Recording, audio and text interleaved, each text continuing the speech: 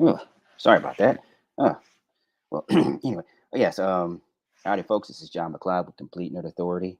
Saturday night. And this week, I want to talk about the 30th anniversary of one of my favorite cartoon shows growing up as a kid. That aired on Saturday mornings. Sonic the Hedgehog Saturday mornings, or on the internet they call it SATAM. Um, well, this Monday it aired on September 18th, 1993. So this Monday it'll mark the third. It'll be officially 30 years since that show premiered.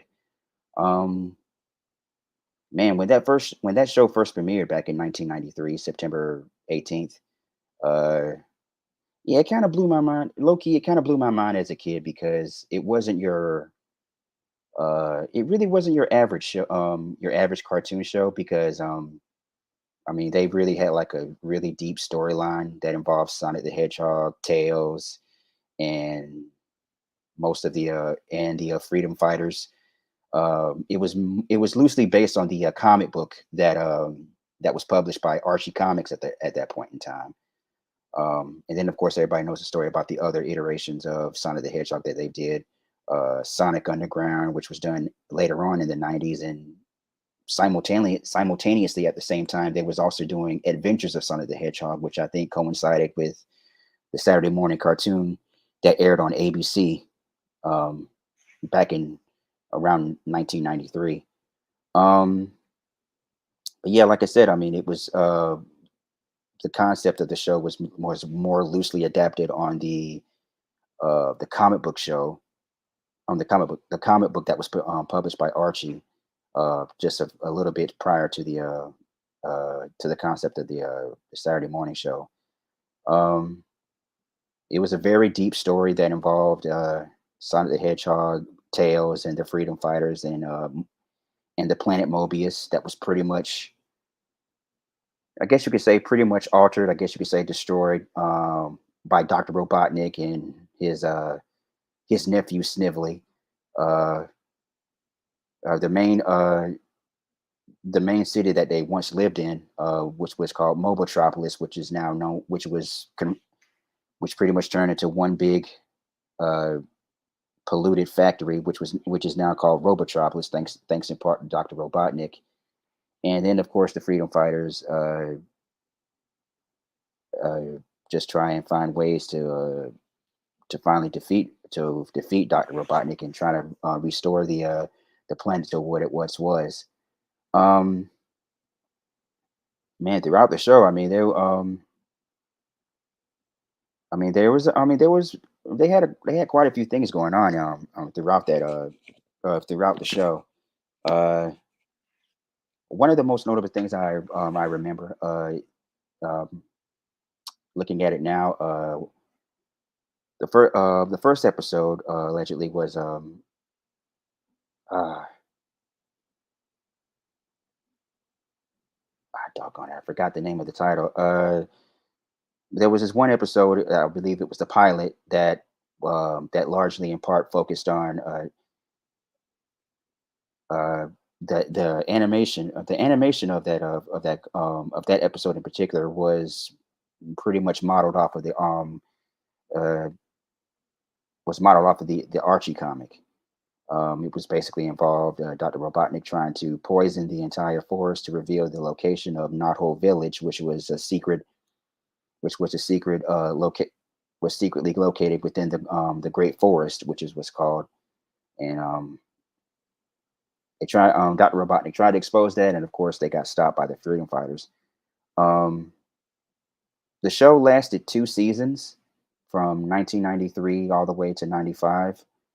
Uh, the first season, um, I mean, they had all kinds of crazy scenarios in the first season. There was an episode where they went to a secluded location, one crazy location where they will try and find these scrolls to aid the freedom fighters in their fight against Robotnik. Uh, there was also this one episode where Sonic was was racing against the this robot that looked like a cheetah in order to just in order to lure Sonic in, so Dr. Robotnik could destroy him and whatnot. And then of course they it was used as a backup plan to try and shut down uh, Dr. Robotnik's Robotropolis, which they pretty much succeeded for a time. Um, uh, oh man, there was this one episode, of course, where one of the freedom fighters, Antoine, was jealous of Sonic and with his relationship with Sally, and then of course he inadvertently sabotaged the freedom fighters by giving Robotnik the power ring and whatnot, in hopes to capture him and maybe impress the Princess Sally Acorn. But of course that failed, and all kinds of madness ensued on that. Um, oh, one of my one of my favorite episodes from season one was when Princess Sally was captured. Dr. Robotnik made an android duplicate of her and used that duplicate android to infiltrate the Great Forest. Uh, all kinds of madness ensued there. Uh, it was action packed, but the whole show was action packed, but that episode in particular, I remember fondly. I remember most, pretty much all of the episodes very well, but that episode in particular was pretty cool. Then there was, I think I remember this episode, Ultra. The name of this episode, Ultrasonic, um, where where they stumble across this old ancient sorcerer who had this computer book of spells that Dr. Robotnik steals, and he uses it to he uses it to take down the freedom fighters. Um, he almost nearly did, but of course he fails. And at one point, the sorcerer Lazar uh, ends up uh, ends up waking ends up waking up, and Sonic was there at the wrong place. He ends up capturing him for a while, and then he convinces him that he did not steal the computer book. It was Robotnik. He went back, and the catch was Lazar the wizard. He took away Sonic's speed for a time, so he had to rely on his had to rely on his other skills with his cunning and whatnot. Um, which I thought that was a really good episode. Um, oh man. Uh, oh yeah, there was another episode where they came across Sonic's Uncle Chuck, uh, and they used the this really big robot called the T-Bot that that was trying to that was trying to it was trying to use they was trying to extract this big crystal that was somehow that would do damage to the whole planet that they didn't stop it. Uh, and then, I mean that was a pretty good episode as well. Um, yeah, all in all, the first episode was pretty cool. The first season was pretty cool, but I really think they upped the ante on the second and final season, which aired in around September 1994, the following year. Um, yeah, they made a lot of changes. The designs and the look of the character was a lot different. Especially one of the freedom fighters, in particular, the Rotor, the Walrus. He looked a lot different. I remember at first I thought that was his brother, and where I thought that was like Rotor's brother or whatnot on season two. But then I come to find out they called him Rotor. It's like, really? So yeah, there was that, and they gave Princess Sally a jacket, a blue vest jacket. She didn't have that on. She didn't have that in the first season for crazy reasons. I don't really want to mention, but yeah, they gave her a vest in the second season. Um, a lot of cool things was happening. Oh yeah, they added Dulcie the dragon, who was voiced by the legendary Cree Summer. Of course, and anybody who's fascinated with voice actors who does these voices and know who Cree Summer is. She was known for doing all types of legendary voices from uh, Penny from Inspector Gadget, Elmira Duff from Tiny Toon Adventures, Number Five from Kids Next Door. So yeah, I mean, she was great. One of her main abilities, she was able to sneeze ice from her nose. The Dosia dragon character, and she was pretty funny. So oh, another great episode they had was a two-part episode. Was a blast from the past where Sonic and Sally tried to alter the past to see if they could alter the past and somehow alter the past, save the future, and whatnot. That type of scenario, and of course, it goes horribly wrong. Well, thanks in part to Sonic because he wasn't because he wasn't concentrating on the exact date. He was concentrating on chili dogs rather on which date to go to prevent everything that happened on the on their home world and whatnot. And all kinds of craziness ensued, and they meet their younger selves and whatnot.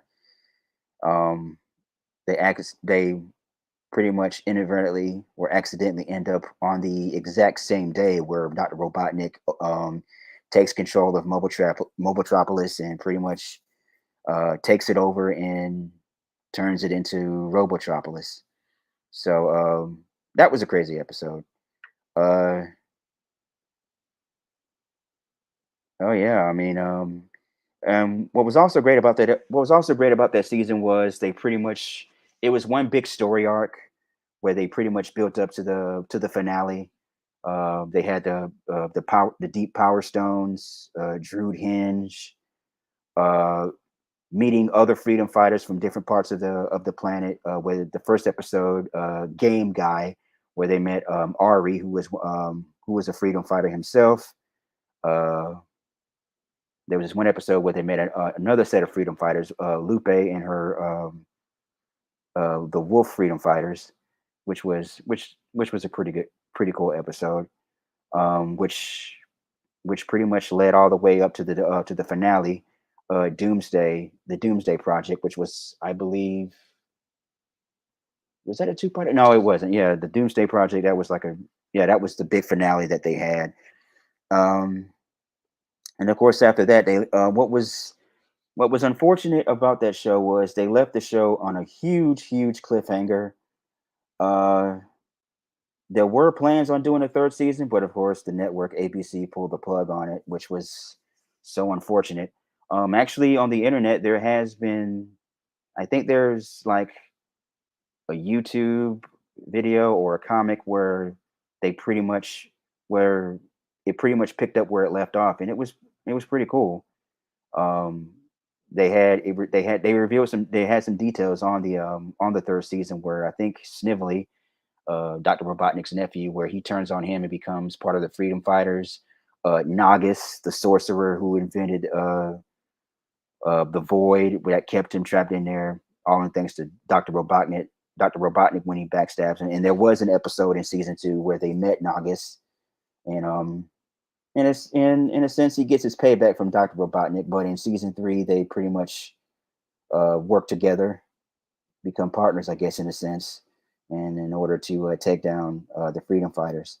So that was supposedly supposed to be part of season 3, but they never got a chance to actually produce that, which was unfortunate. Um, One of my favorite parts of Sonic the Hedgehog was uh, Dr. Robotnik, voiced by Jim Cummings. Of course, that guy's a legend. I met him a couple of times at Pensacon. I mean, real cool guy, but his his interpretation, his portrayal of Dr. Robotnik was just a straight up classic. I mean that's what really he embodied. His voice on Dr. Robotnik from Sonic the Hedgehog was the embodiment of what a supervillain should be about, in my opinion. Just straight up cold, calculating, evil, just completely hell bent on dominating and ruling the world. I guess call me old fashioned and whatnot, but nowadays you see a lot of these villainous characters just being a little bit yeah, being a little bit soft, and now they have some sort of they usually have some sort of a redemption quality of them, some sort of a redemption arc of some sort, which I just think it's crazy. But I mean, some villains have some. I mean, it makes sense for it to have some villains to have some sort of redemption arc, but I think they do it a little bit too much nowadays. But then again, that's my opinion. But um, but that's what I liked about Dr. Robotnik. There was really no redeeming qualities of him that to the point where he needs to be taken down. And I think that's just uh what makes the story just more interesting and more compelling. And it just really just gets you in the story. It's like, yeah, I just hope the heroes take this villain down. So yeah, that's just my interpretation on that.